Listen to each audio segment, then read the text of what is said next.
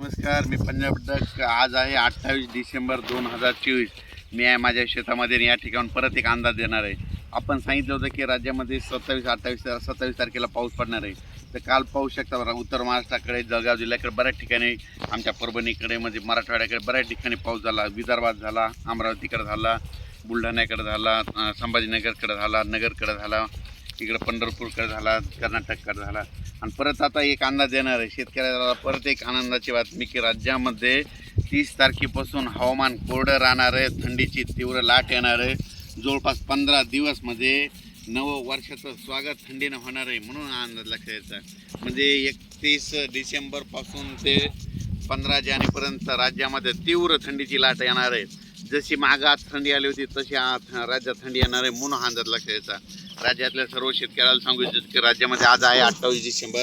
आज 28 डिसेंबरला फक्त आज म्हणजे उत्तर महाराष्ट्राकडे नंदुरबार, धुळे, जळगाव, त्याच्यानंतर नाशिक, निफाड, संभाजीनगर, नगर जिल्हा, त्याच्यानंतर जालना जिल्हा, बुलढाणा जिल्हा या भागामध्येच म्हणजे आजच्या दिवस म्हणजे पावसाचं वातावरण राहणार आहे.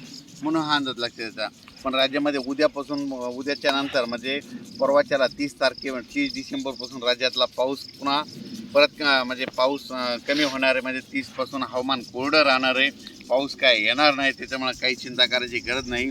राज्यामध्ये मात्र 31 डिसेंबर ते 15 जानेवारी 2025पर्यंत म्हणजे 15 दिवस हवामान कोरडं राहणार आहे. तीव्र थंडीची लाट येणार आहे. म्हणून हा अंदाज लक्षात यायचा. अचानक वातावरणात बदल झाला तर परत एक मेसेज दिला जाईल. पण राज्यात मात्र फक्त आज 28 उद्या 29 तारखेपर्यंतच राज्यात म्हणजे ढगाळ वातावरण आणि तुरळक ठिकाणी पावसाची शक्यता आहे. सर्वदूर नाही. म्हणून हा अंदाज लक्षात यायचा. पण राज्यात मात्र नववर्षाचं स्वागत मात्र थंडीनं होणार आहे. म्हणून हा अंदाज लक्षात यायचा.